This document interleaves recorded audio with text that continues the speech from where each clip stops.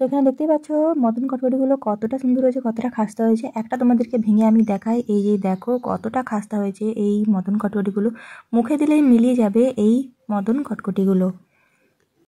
ছোটবেলাকার স্মৃতি হলো আমাদের সবাইকার এই মটন কটকটি। তো চলো আজকে এই মটন কটকটিগুলো কীভাবে তৈরি করলাম সেটাই তোমার সাথে শেয়ার করব। তো সবাইকে জানাই কুটুয়াঞ্জলি ব্লগিং চ্যানেলে স্বাগত। আর একটা নতুন ভিডিও নিয়ে তোমাদের সাথে আমি হাজির হয়ে গেছি। তো এখানে দেখো মটন কটকটি তৈরি করার জন্য আমি নিয়ে নিয়েছি প্রায় 1 কাপের মতো ময়দা। তো এই প্লাস্টিকটাতে যতটা ময়দা ছিল পুরোটাই আমি এখন এখানে ঢেলে নেবো। এখন আমি এতে নিয়ে নিয়েছি 2 চামচের মতো গুঁড়ো দুধ, 2 চামচের মতো চিনি এবং 1 চামচের মতো নুন। এই প্রত্যেকটা উপকরণকে এই ময়দার সাথে দিয়ে আমি খুব ভালোভাবে মিলিয়ে নেবো। এখন আমি এতে দিয়ে নেবো 4 চামচের মতো ঘি। তোমরা চাইলে এক্ষেত্রে বাটার বা সাদা তেলও ব্যবহার করতে পারো। এরপর ঘিটা দিয়ে খুব ভালোভাবে এই ময়দাটাকে আমি মেখে নেবো। যখন দেখবে এটাকে এরকম মুঠো করলে মুঠো হয়ে যাচ্ছে, আবার যখন এটাকে হাত দিয়ে একটুখানি প্রেস করবো তখন যখন ভেঙে যাচ্ছে তখন ভাববে যে এটা পুরোপুরিভাবে ময়ন দেওয়া হয়ে গেছে। এরপর যেটা করবো সামান্য পরিমাণে জল দিয়ে এটাকে একটা সফট ডো তৈরি করে নেবো। তো যে দেখো খুব সুন্দরভাবে একটা সফট ডো আমি তৈরি করে নিয়েছি। এরপর চলো এই মটন কটকটিগুলো তৈরি করে নিই।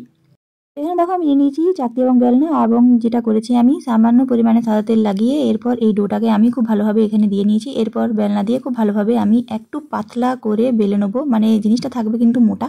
আর যে পরিমাণে আমি লুই রেখেছি তার থেকে এটা কিন্তু ডবল করব কিংবা ট্রিপল করব, বেশি পাতলা কিন্তু করা যাবে না। কিছুটা এরকম টাইপের হবে থিকনেসটা। এরপর এটাকে আমি একটা ছুরির সাহায্যে একদম চৌকো চৌকো করে খুব ভালোভাবে কেটে নেবো।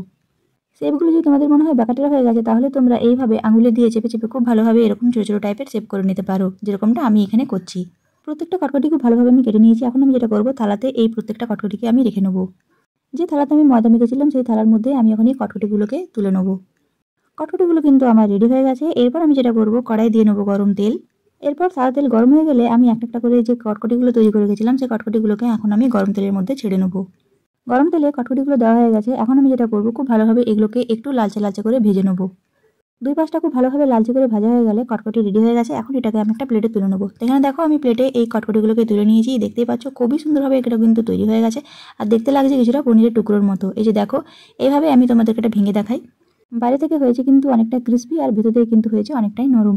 এটাই ছিল আমার আজকের রেসিপি মটন কটকটি। ছোটবেলায় এটা কারা কারা খেয়েছো আমাকে কিন্তু অবশ্যই কমেন্ট করে জানাতে ভুলো না। আজকের রেসিপি তোমাদের কেমন লাগলো তোমরা কিন্তু অবশ্যই আমাকে কমেন্ট করে জানিও। ভিডিওটা ভালো লাগে থাকলে চ্যানেলটিকে লাইক, সাবস্ক্রাইব, শেয়ার করতে একদম ভুলো না। সবাই খুব ভালো থেকো, সুস্থ থেকো। খুব তাড়াতাড়ি দেখা হবে তোমাদের সাথে একটা পরের ভিডিও নিয়ে।